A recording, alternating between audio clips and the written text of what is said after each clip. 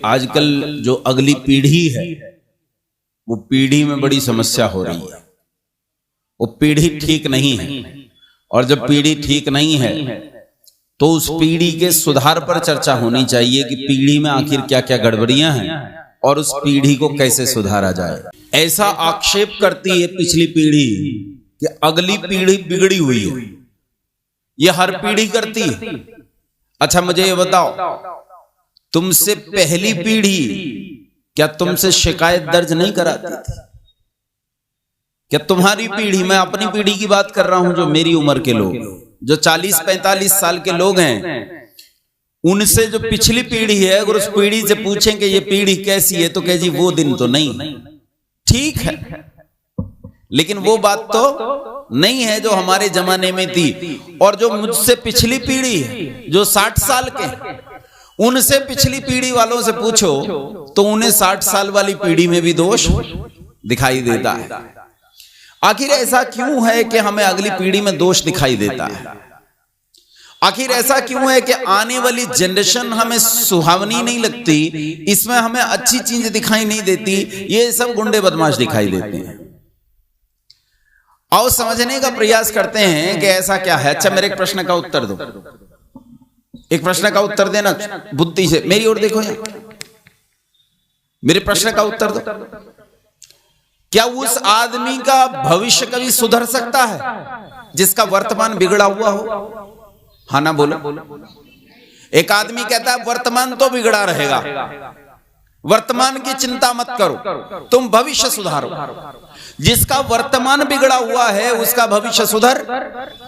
जो वर्तमान में शराब पीता है, भविष्य में उसकी किडनी ठीक रहने वाली, वो कहता है जी भविष्य में मेरी किडनी अच्छी रहे, आज मुझे पीने दो, हैं?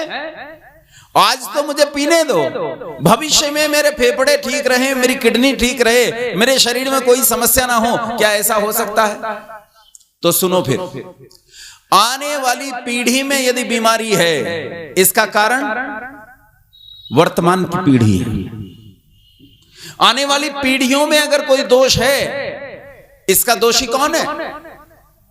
अगर मेरी बेटी मेरा बेटा बिगड़ रहा है तो उसका दोषी कौन? उसका दोषी मैं हूं। समझने का प्रयास करना इस बात को, उसका दोषी मैं हूं। और इसके लिए जरूरी है कि हम अपने आप को सुधारें। बच्चों का लालन पालन कैसे होता है यह सीखने की जरूरत है। तुम सुनो रे, इनकी तो बीत गई, इन्होंने तो जो करना था वो कर दिया। इनके वाले तो खूब सड़क पे खड़े होके नाच रहे हैं, तुम ही तो हो। इनके वाले तो सड़क पे खड़े होके नाच रहे हैं, कह रहे हैं हट जाता हूं पाछे ने नाचण दे जी भर के। इनके वालों का तो जो बनना बिगड़ना था वो बन बिगड़ लिया। अब तो तुम सुनो कि तुम्हें अपनों को कैसे सुधारना है। अभी लजा जाओगे, अच्छा मेरे बच्चे होंगे, होंगे भाई होंगे, हम भी लजाते थे, बच्चे तो सबके होते हैं, हमारे हुए तुम्हारे भी होंगे, हैं? इसमें कोई शक नहीं है। और ये अच्छी बात है, ये कोई बुरी बात नहीं है। जिसके बच्चे नहीं होते हैं वो बुरी बात है। वो प्रयास करते हैं, सर्जरी करवाते हैं, नाना प्रकार के पैसे खर्च करते हैं, तब जाकर बच्चे प्राप्त करते हैं। तो तुम सुनो कि बच्चों को कैसे सुधारा जाता है। तुमने घड़ा बनाते हुए किसी कुम्हार को देखा है? देखा कैसे बनाता है घड़ा बनाते हुए कुम्हार? अच्छा अगर तुमने सच में किसी कुम्हार को घड़ा बनाते हुए नहीं देखा तो कभी जाकर देखना, टीवी पर मोबाइल पर ढूंढना, वहां देखना कि वो घड़ा कैसे बनाता है। ध्यान से देखो तो वो जो मिट्टी है, उस मिट्टी में वो इतना स्नेह पैदा कर देता है, इतना श्लेष्म पैदा कर देता है कि वो मिट्टी एकदम ऐसी हो जाती है नरम और मुलायम। इतना पानी मिला देता है उसमें, एकदम यूं गिर जाती है। वो ऐसी होती है जैसे मुलायम आटा, जैसे मां रोटी गूंथने से पहले आटा बनाती है, ऐसी मिट्टी होती है। और उस मिट्टी को लेकर वो जब चाक पर रखता है, चाक को तेज तेज घुमाता है तो बहुत कोमल हाथों से उसे आकार देता है। वो उस पर कोई थपेड़ा नहीं मारता, उसे रत्ती भर कष्ट नहीं देता, वो भरसक प्रयास से इस घड़े को केवल शेप देना चाहता है। क्या देना चाहता है? आकार देना चाहता है। भरसक प्रयास से इतना सा ठसक नहीं लगने देता। अगर उसका हाथ भी कठोरता कर बैठे गलती से तो उसे सुधारता है कि कठोरता ना हो जाए। बहुत प्रेम से उसे आकार दे देता है। और जब घड़ा आकार ले लेता है तब वो क्या करता है? तब एक तेज धार वाला धागा लेता है, तेज धार वाला धागा, और उस धागे से बड़ी निर्ममता से चाक से इस घड़े को अलग कर देता है, काट देता है, अलग कर देता है। अब ये घड़ा अलग हो गया।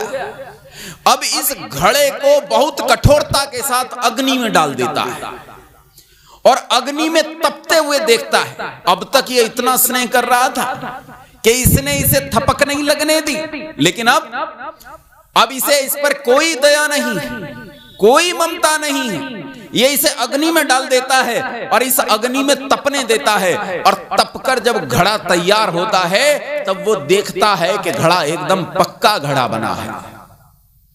अगर उस घड़े को वो अग्नि में ना डाले, दया करे, हाय मेरा घड़ा मैं कैसे आग में डाल दूं, इतने प्यार से मैंने इस घड़े को बनाया है, आग में कैसे डाल दूं, आग इसे जला देगी, इसकी मिट्टी के अंगों को जला देगी। और वो उस घड़े को आग में न डाले तो घड़े का क्या होगा भाई?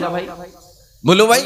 रंग पेंट करके उस घड़े को, उसी कच्चे घड़े को रंग पेंट करके मार्केट में बेचने जाए और लोगों से कहे ये कच्चा घड़ा है, मैंने बड़े प्यार से इस घड़े को बनाया है, आग में नहीं पड़ने दिया, कोई उस घड़े को खरीदेगा? है एक भी आदमी खरीदेगा उस घड़े को? देखेगा भी नहीं उस घड़े की तरफ। क्या कहेगा? ये जो रंग पेंट किया हुआ कच्चा घड़ा है ये संसार में किसी के काम का? अच्छा बता दो, ये पानी को ठंडा करेगा? बोलो भाई। अच्छा, ये घड़े में अगर पानी भरकर रख दें तो कितनी देर रखा रहेगा? बस टूट जाएगा। भरकर रखोगे वो पानी सोख लेगा और टूट जाएगा। लेकिन पक्का घड़ा सालों साल चलता है, संसार के सुख का कारण बनता है। ठीक ऐसा ही एक बालक होता है। एक बालक बिल्कुल ऐसा ही होता है। एक बालक का निर्माण बालक स्वयं नहीं करता। जिन्हें ये शिकायत है कि मेरे बालक बिगड़ रहे हैं, इसका मतलब है कि उन बालकों को, बालक बिगड़ रहे हैं या हम बिगाड़ रहे हैं, इसका मतलब है बालकों को। बालक तो भविष्य है और तुम वर्तमान हो, इसका मतलब उस भविष्य को कौन बिगाड़ रहा है? वर्तमान बिगाड़ रहा है। वो उस बालक के साथ वो व्यवहार नहीं करता जो एक कुम्हार अपने घड़े के साथ करता है। ऋषि लोग कहते हैं कि जब तुम्हारे बच्चे छोटे हों तो उनके साथ कभी अपशब्दों का और ताड़ना का प्रयोग नहीं करना चाहिए।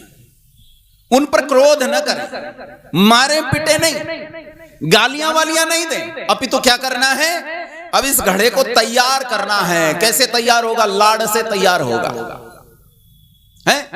हट कुत्ता, ये नहीं करना बच्चे के साथ, ये बिल्कुल नहीं करना।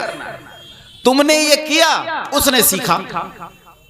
वो इतनी तेजी से सीखता है, क्या तुम यकीन कर सकते हो कि एक छोटा बच्चा प्रतिदिन 400 शब्द सीखता है? छोटा सा बच्चा होता है 1.5 साल का, प्रतिदिन 400 शब्द सीखता है। असल बात यह है वो बोलना स्पष्ट नहीं जानता, पर जब उसकी मां कहती है ना मम पिएगा, तो वो मन में हंसता है, अरे पानी को मम बोल रही है, क्योंकि वो सीख चुका है कि ये पानी है, ये जल है। वो जल जानता है, पानी जानता है, पर मां उसे सिखाने का प्रयास करती है। मां उसके लेवल पर जाकर उसे सिखाने की कोशिश कर रही। आपको करना यह है उस समय उसके साथ कठोरता नहीं बरतना, बहुत प्रेम से इसे पढ़ाना है, बहुत प्रेम से इसे सिखाना है। किस चीज के लिए तैयार करना है? इसे आकार देने के लिए। क्या करने के लिए? आकार देने के लिए। और जब आकार दिया जाता है तो उस आकार देने में किसी प्रकार की कोई कठोरता नहीं बरती जाती। अब बालक जब तैयार हो जाता है तब उस बालक को क्या करना है? एक तेज धारदार धागे से इस कुल से काट देना है। कुल में रहता है ना, घर में रहता है, घर से अलग करना। और घर से अलग करके इसे कहां डालना है? इसे आग में डालना है। और वो आग है गुरुकुल। वो आग कहां है? वो गुरुकुल है। और वो धागा है तुम्हारा इस बालक के प्रति इसके निर्माण करने की निष्ठा, इस निर्माण के निष्ठा के धागे से तुम्हें इस बालक को कुल से अलग करना है, जो अपने बालक को छाती से लगाए रखते हैं। हाय मेरा बच्चा, ये तो पांव गंदे हो जाएंगे। हैं? क्या काल था और ये क्या काल है? एक काल था जब जीजाबाई शिवाजी महाराज को तैयार करती, और एक काल है आज जब एक कन्या अपने बच्चे को तैयार करती। बालक गोद में से नीचे उतर कर गया, चींटी देख ली, नो नो बेटा नो, उसे डरा देती। वो चींटी से डरता है, वो छोटी छोटी चीजों से डरता है, उसे चीजों का सम्यक ज्ञान नहीं देती है। उसे कहते हैं तेरा तो ब्याह कराएंगे। लड़की होगी तो छोटी सी लड़की का श्रृंगार करते हैं क्या? यहां बिंदी लगाते हैं यूं आंख के ऊपर, जैसी दुल्हन की लगाई जाती है। उसे साड़ी पहनाते हैं, उसे ब्रह्मचर्य की सूचना नहीं दे रहे हैं, उसे उससे अगले आश्रम की सूचना दे रहे हैं। और क्योंकि आश्रम आया नहीं है तो इस आश्रम में उस आश्रम का अतिक्रमण व्यभिचार कहलाता है, तो उसे व्यभिचार की शिक्षा दे रहे हैं। उस बालक का निर्माण करना तो दूर, और उस बालक को क्या कर रहे हैं? बिगाड़ रहे हैं। अब ध्यान से सुनो, हमारी संस्कृति में एक नियम बनाया गया है कि बालक का योग्यता अनुसार गुरुकुल में प्रवेश होता है। यहां प्रवेश ऐसे नहीं होता। स्कूल में जाओ तो तुम्हारी जेब में पैसा है, चाहे जिस स्कूल में प्रवेश करा दो। बोलो हाँ के ना, मुंडी हिलाओ। जिसके पास पैसा है वो किसी भी स्कूल में प्रवेश करा सकता है।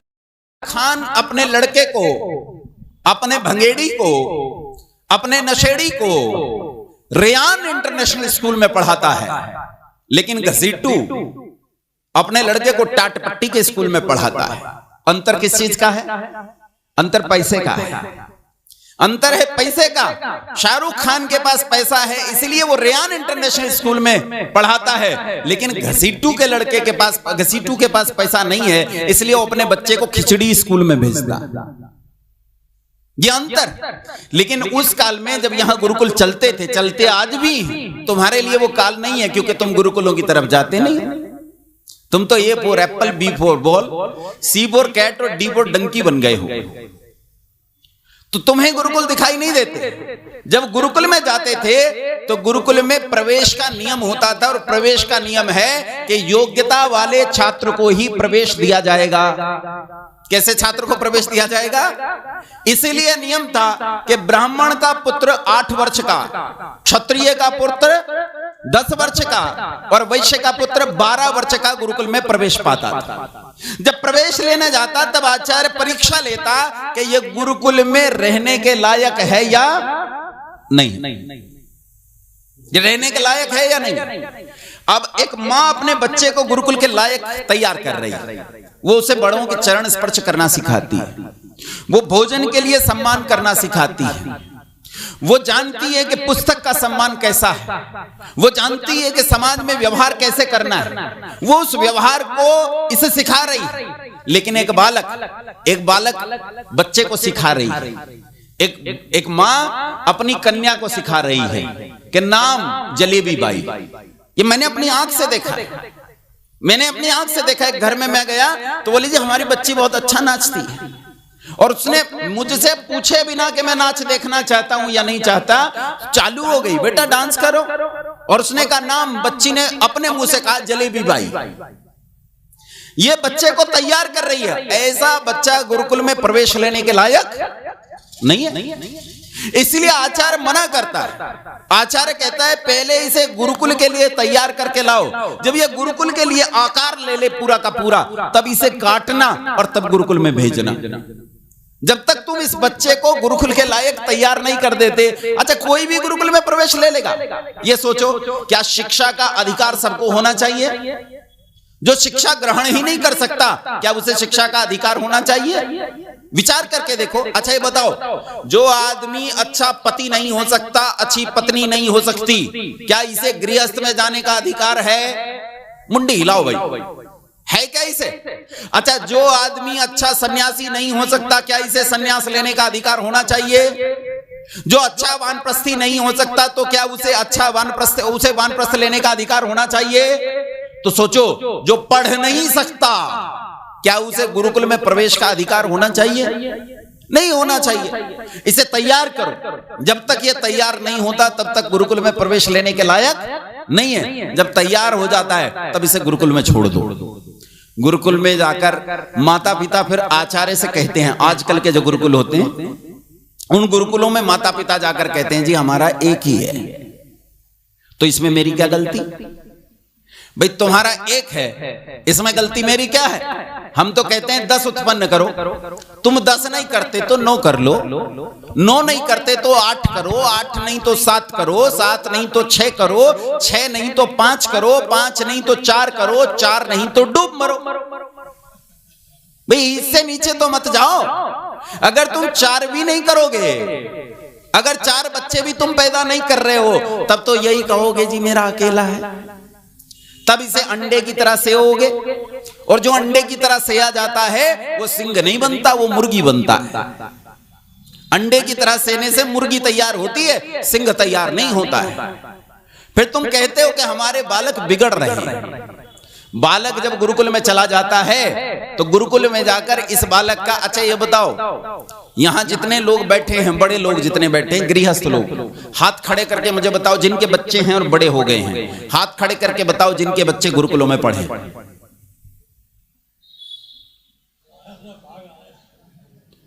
चलो आपकी गलती नहीं है उसमें।